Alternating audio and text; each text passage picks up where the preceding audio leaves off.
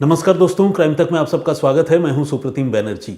आज मैं आप सबको क्राइम की एक दिलचस्प कहानी सुनाने वाला हूं। क्राइम की कहानी, और वो भी दिलचस्प। मैं इतना जोर देकर इसलिए कह रहा हूं क्योंकि इस कहानी में कोई खून खराबा नहीं है, किसी की जान नहीं गई है। और ये कहानी जो है एक डेवलपिंग स्टोरी है। आप सबको याद होगा कि 7 और 8 अगस्त की दरमियानी रात को इंदौर से कटनी के रास्ते में चलती ट्रेन से एक लड़की रहस्यमयी तरीके से गायब हो गई थी।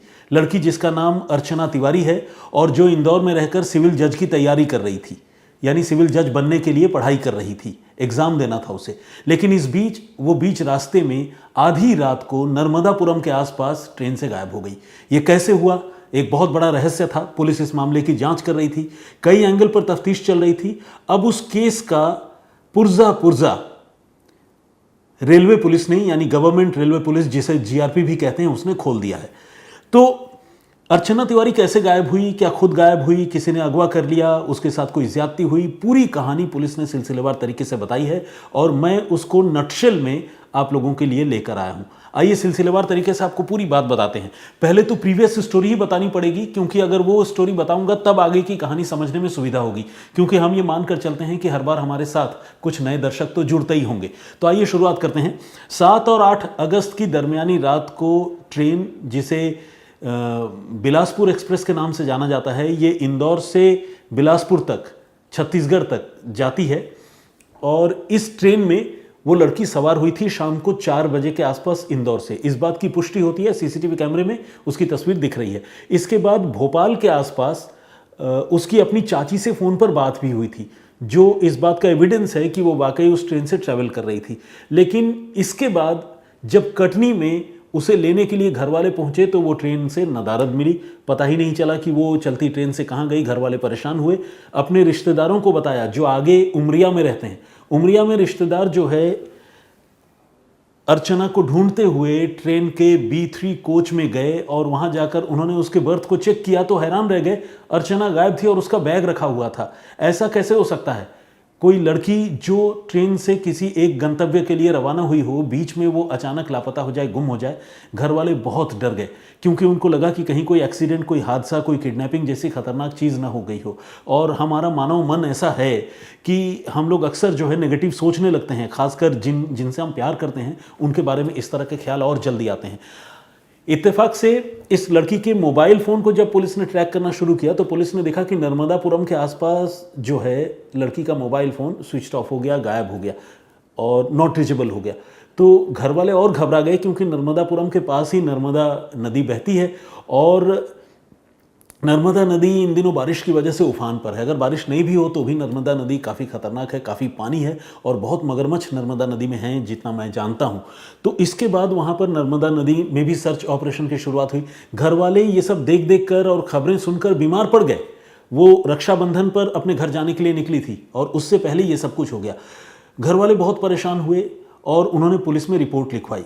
पुलिस इस मामले की जांच करने लगी और पुलिस ने सबसे पहले जो है अलग अलग सीसीटीवी फुटेज चेक करने की शुरुआत की।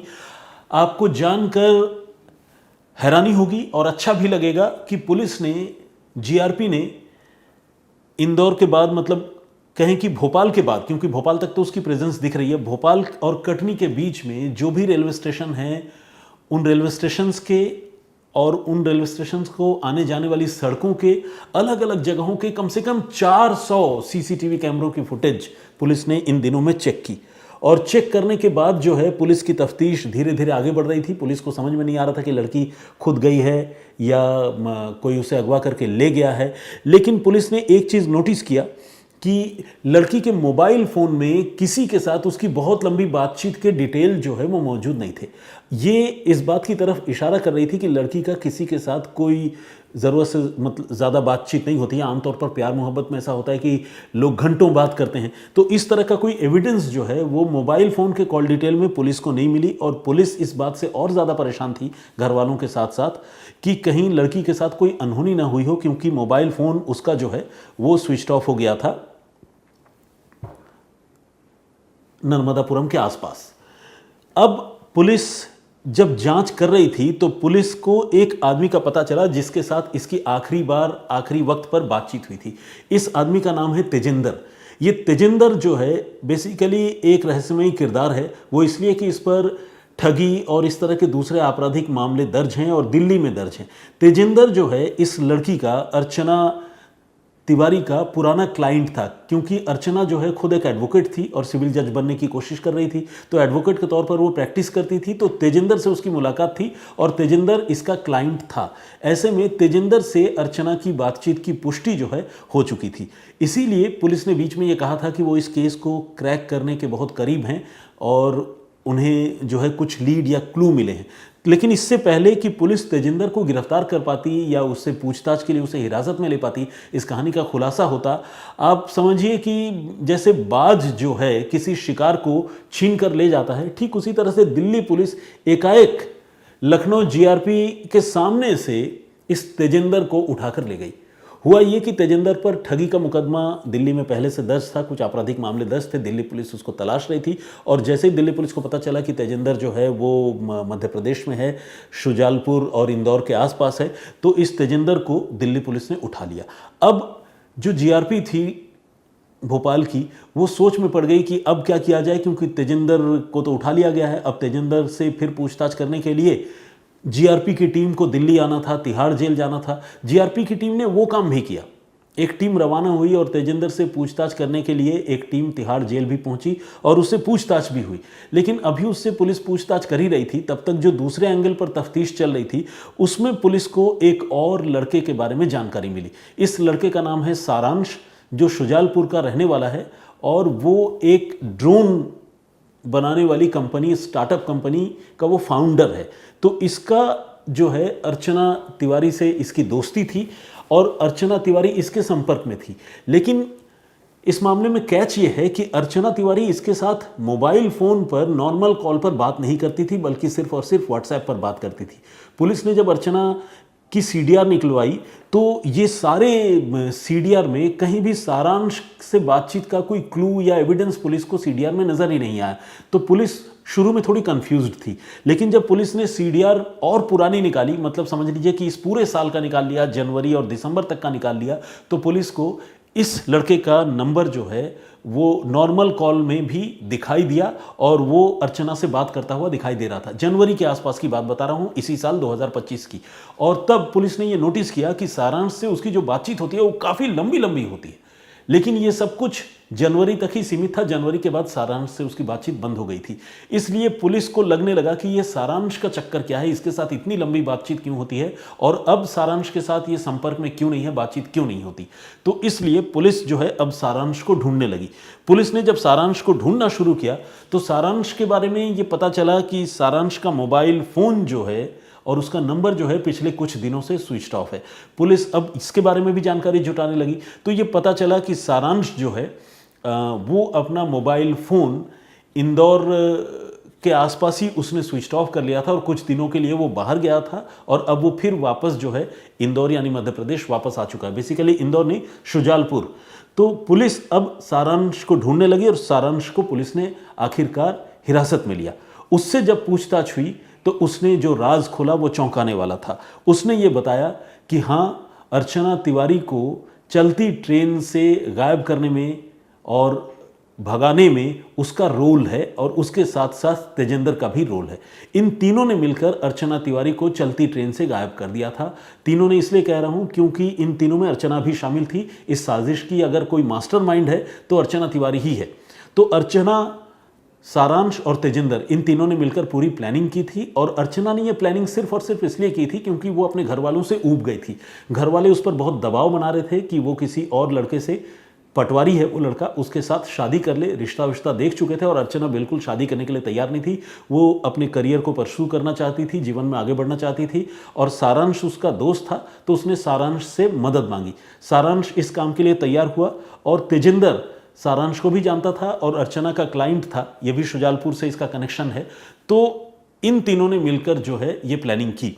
जब ये लड़की ने कहा सारांश को और तेजिंदर को कि मैं घर से भाग जाना चाहती हूँ, घर वालों ने बहुत परेशान कर रखा है, ज़बरदस्ती मेरी शादी कर रहे हैं, तो इन्होंने कहा भाग जाओ, यहीं से भाग जाओ।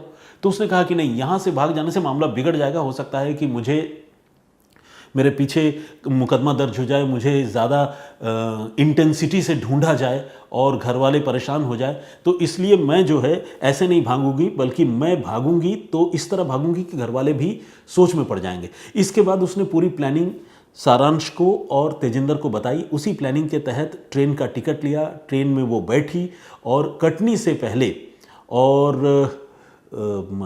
से पहले ये आधे रास्ते में उतर गई। लेकिन इसको पता था कि अगर आधे रास्ते में वो ट्रेन से कहीं उतरेगी तो सीसीटीवी कैमरे में पकड़ में आ जाएगी, तो उसका भी इसने तरीका ढूंढा।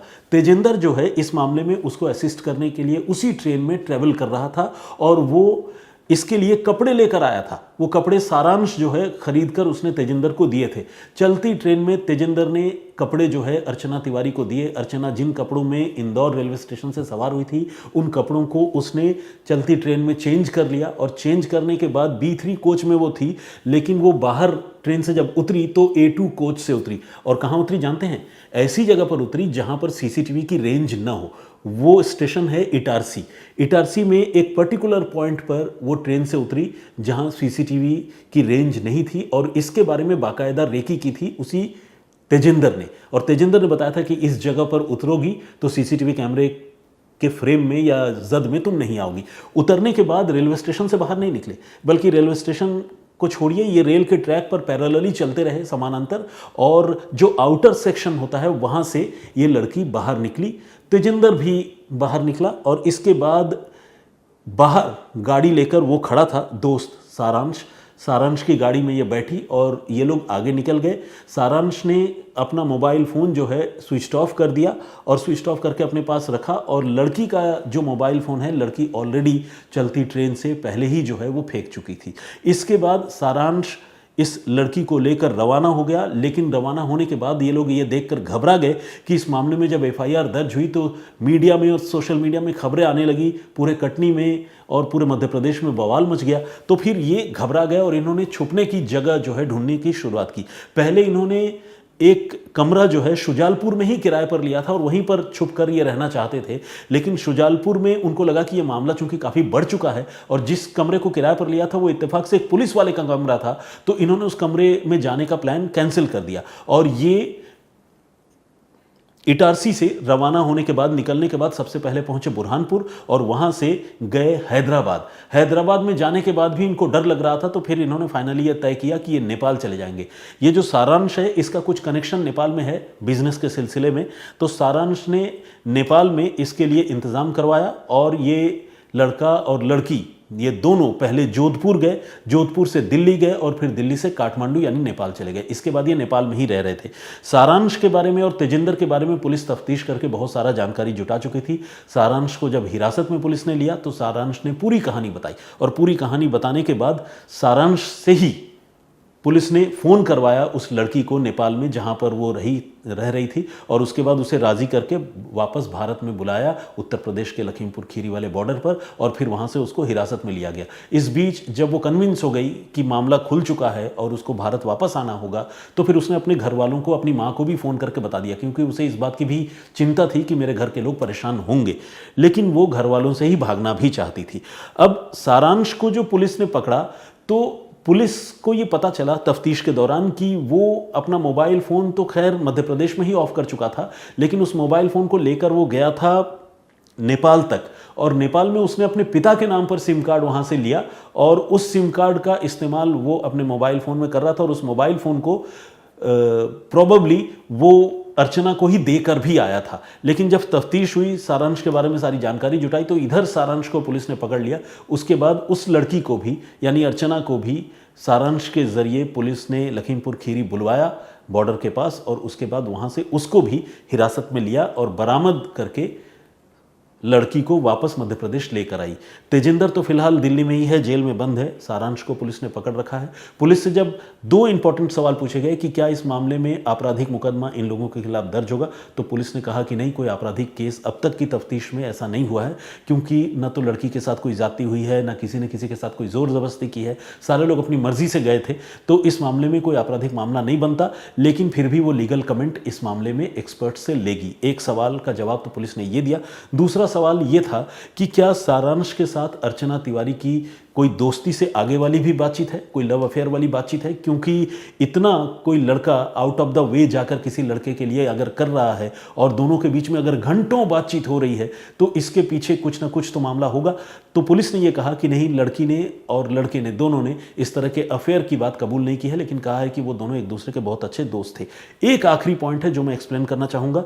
पुलिस ने राम तोमर नाम के एक जीआरपी के ही कांस्टेबल से पूछताछ की, जो ग्वालियर का है इस केस में, क्योंकि उसने अर्चना के लिए टिकट बुक करवाया था और उसकी अर्चना से बातचीत होती थी, तो वो भी रडार पर आ गया था, शक के घेरे में आ गया था। राम तोमर ने कहा कि मेरी बस फोन पर ही बातचीत होती है और किसी के ज़रिए फ़ोन पर उसकी अर्चना से मुलाकात हुई थी, और बीच बीच में अर्चना, चूंकि वो जीआरपी में काम करता है, तो अपने लिए टिकट जो है राम तोमर के ज़रिए बुक करवाया करती थी। लेकिन अर्चना इस बात से भी परेशान थी कि राम तोमर उसे फ़ोन करता है ज़रूरत से ज़्यादा बगैर काम के, और उससे ज़्यादा बातचीत करने की कोशिश करता है। इससे वो राम तोमर से इरीटेटेड भी रहती थी। तो राम तोमर का इस मामले में इतना ही रोल है। टिकट चूंकि उसने बुक करवाया था, तो पहले तफ्तीश में राम तोमर भी स्कैनर में आ गया था, रडार पर आ गया था। राम तोमर का इस केस से डायरेक्टली कोई लिंक नहीं है सिवाय टिकट बुक करवाने के, और राम तोमर को पुलिस ने इस मामले की जांच से निकाल दिया है। जांच में फिलहाल 3 ही लोग हैं, एक ऑलरेडी जेल में है, दूसरे आपराधिक मामले में, और बाकी 2 लोग जो है वो पुलिस की हिरासत में, बल्कि लड़की तो अब घर वालों को शायद सौंप भी दी जाएगी, और इस मामले में कोई भी आपराधिक केस नहीं बनता है। आज के लिए इतना ही। मैं अपनी वजह से नहीं, लेकिन मेरे पीछे कुछ और हमारे टीम के साथी हैं जिनको अपने प्रोग्राम्स के लिए रिकॉर्डिंग करनी है, तो आज इस वजह से थोड़ी जल्दी है। मैं आप लोगों से इजाज़त चाहूँगा आज यहीं तक। मैं फिर हाजिर हूँगा किसी और कहानी, किसी और वाक़े के साथ। तब तक के लिए अपना बहुत ख्याल रखिए, सुरक्षित रहिए। जय हिंद, जय भारत।